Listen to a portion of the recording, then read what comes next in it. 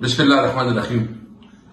میں آج اس ویڈیو کے ذریعے چیف منسٹر خیبر پختونخوا، آئی جی پی خیبر پختونخوا، چیف سیکرٹری خیبر پختونخوا سے اپنی بات کرنا چاہتا ہوں۔ چیف منسٹر صاحب، آپ چیف سیکرٹری بھی رہے ہیں اور مجھے امید ہے کہ آپ کوئی 75-80 سال کے اس ایج کے ہوں گے، پشتون روایت کو خوب سمجھتے ہیں اور آپ ایک اچھے خاندان سے تعلق رکھتے ہیں۔ میں صرف اتنا پوچھتا ہوں کہ جو آپ کے دور میں ہم کسی اور کی بات نہیں کریں گے، ہم آپ سے بات کریں گے۔ آپ چیف سیکرٹری ہے، چیف منسٹر ہے، آپ کی اتھارٹی ہے، آپ چیف ایگزیکٹو ہیں۔ آپ کے دور میں مسلسل پختون روایات کی پامالی ہو رہی ہے۔ میں صرف پوچھنا چاہتا ہوں، کبھی اے این پی کے دور میں اس طرح ہوا؟ کبھی ایم ایم اے کے دور میں اس طرح ہوا؟ کبھی ایون جو گزشتہ مسلم لیگ کی دور اس میں کبھی اس طرح ہوا؟ یا پی ٹی آئی کی 2 دفعہ جو ہے نا حکومت رہی، کبھی کسی کی چادر چاندیوانی کا تقدس پامال ہوا ہے؟ یہ ہمارے اپنے روایات ہیں، ہمارے اپنے ٹریڈیشن ہیں، ہم ایک روایت کے مطابق بھی چلتے ہیں، قانون کا احترام بھی ہوتا ہے، ایک دوسرے کی سیلف ریسپیکٹ بھی ہوتی ہے۔ یہ بات یاد رکھے کہ کوئی کسی سے نہیں ڈرتا، کوئی کسی سے خوف زدہ نہیں ہوتا۔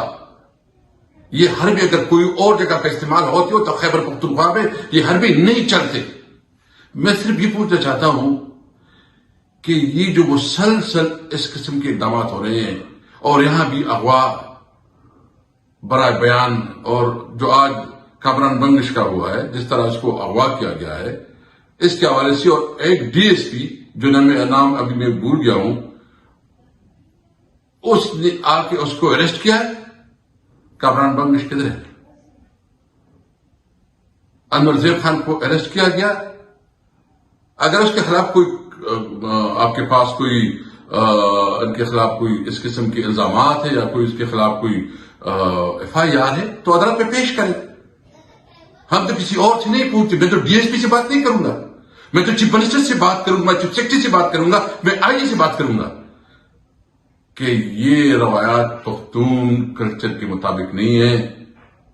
اگر ہمارے خلاف میرا بھی گھر پہ آج چھاپا ہوا ہے، دیگر لیڈرشپ کے گھروں پہ چھاپے ہوئے ہیں، میں اس کی شدید مذمت کرتا ہوں اور میں کہتا ہوں کہ اس قسم کے رویوں کو ختم کرو۔ یہ ہمارے کلچر کو تباہ کرے گا، ہماری سوسائٹی کو تباہ کرے گا۔ نہ اس سے ڈرنے والے، آپ کو پتا ہے کہ اس کے کیا اثرات ہو سکتے ہیں۔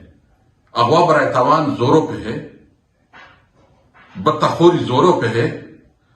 اس دن جو ایک ہمارا ینگ بچہ جو قتل کیا گیا، یا اس قسم کے اور بھی واقعات ہو رہے ہیں، روزانہ ٹیلی فون کالز آ رہی ہے، اس پہ کتنا آپ لوگوں نے کنٹرول کر دیا کہ آپ سیاسی وکٹمائزیشن کے لیے سب کچھ کر رہے ہیں۔